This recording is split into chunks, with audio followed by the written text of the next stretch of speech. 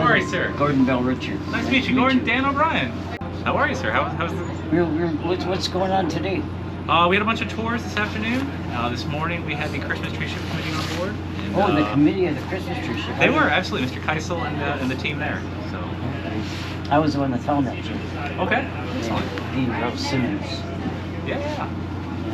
That's what's down here. Where's all the trees? Oh, they're on our fantail, actually. About they were? 1,200 trees, yes, sir. And now we start, what do you give those away to the poor? So we give them to the Ada McKinney organization, and then they give them to less fortunate families. Well, they still do that. Yes, sir. Captain Schuenemann did that too. That's what I hear. But he was lost in 1912. Unfortunately so, that's what I hear. Thank you, sir. Oh, you're welcome. Well, please, if you want to have a seat, or... Okay, sure. Yeah, absolutely. So you found the shipwreck, though, the Rouse Simmons. Mm-hmm. How was that when you discovered it?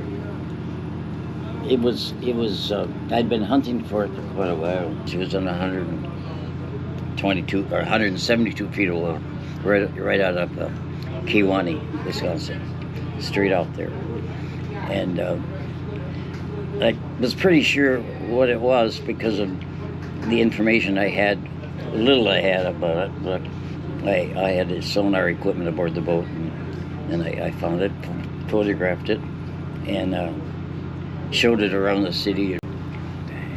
And when was that discovery, I guess? 72. Okay. Not too long ago. Wasn't it 72? 71. 71, okay. And see some of the photographs from it? So about how many shipwrecks did you find?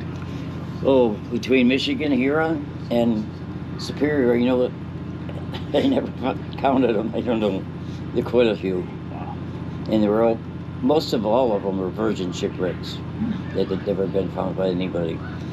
So I became known pretty well around the fraternity of divers that will follow Bellrichard in his boat because he's got another one, you know.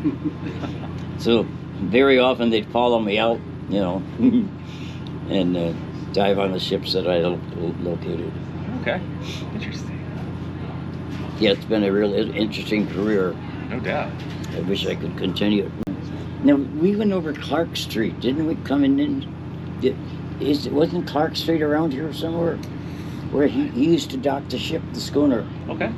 At Clark Street, and then his family would make wreaths, you know, and then, of course, the year it was lost, the kids thought that they called him Captain Santa. That's what I heard. Yeah, wasn't going to arrive this year, so they didn't think that the children thought that Christmas wasn't going to have any Christmas. Santa didn't come because he was lost at sea. It was kind of a sad story. That is sad. It's devastating. Yeah. So that's how the legend lives on. Absolutely. And again, 26 years the Coast Guard's done this, and you know, hopefully many more ahead. Yeah. This is parked down here. Here was. See that she was a 3-sticker, and this was taken right down here, right? And there's, they don't have any name on there though, do they? That's all right, but that was. He had light bulbs on there because down in Chicago here, he'd plug into some power, you know, and we had found a couple of light bulbs when we moved some wreckage down and the ship popped to the surface, and we scooped them up with a fishnet, and they put some gentle electricity to it on a rheostat, and they glowed. Oh, wow. So it was one of the yacht clubs. It was and the shells down there with a little sign on it and all the nonsense, but it was a nice souvenir. But a fisherman told me about a wreck they used to snag on a little bit north of where the Vernon was.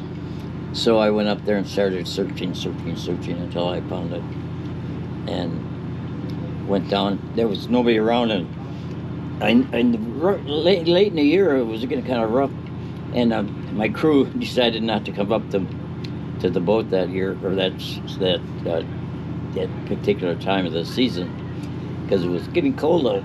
I bet. So I went up there by myself and I located the Simmons. I put a line on it. Knew it was the Simmons because of all the trees I could feel around. My light went out, of course. Oh, no no. underwater light, so I'm feeling my way around down there.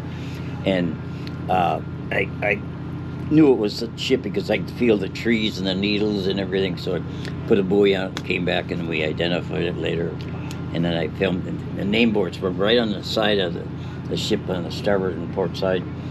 Rouse Simmons. She was pretty good condition? Yeah. For an old boat, sailed a lot of trips down here from Chicago to Milwaukee and all over the lakes, so collecting trees, and for amazing, it was an old boat, worked pretty hard, but she was sitting up right on the bottom, and the name is on and then the anchor. We raised an anchor and towed it into Milwaukee, and it's sitting in front of the outfit. Yeah, Milwaukee outfit right now. Very fascinating. See what you're missing? Yeah, I know. We gotta bring Sonar Bin back. You can rejoin. You can sail with us. We're leaving on Sunday if the weather holds. Maybe so I'll be in the kitchen or something. Maybe I can do that for you guys. Yep. Oh, and on cameras? Yes.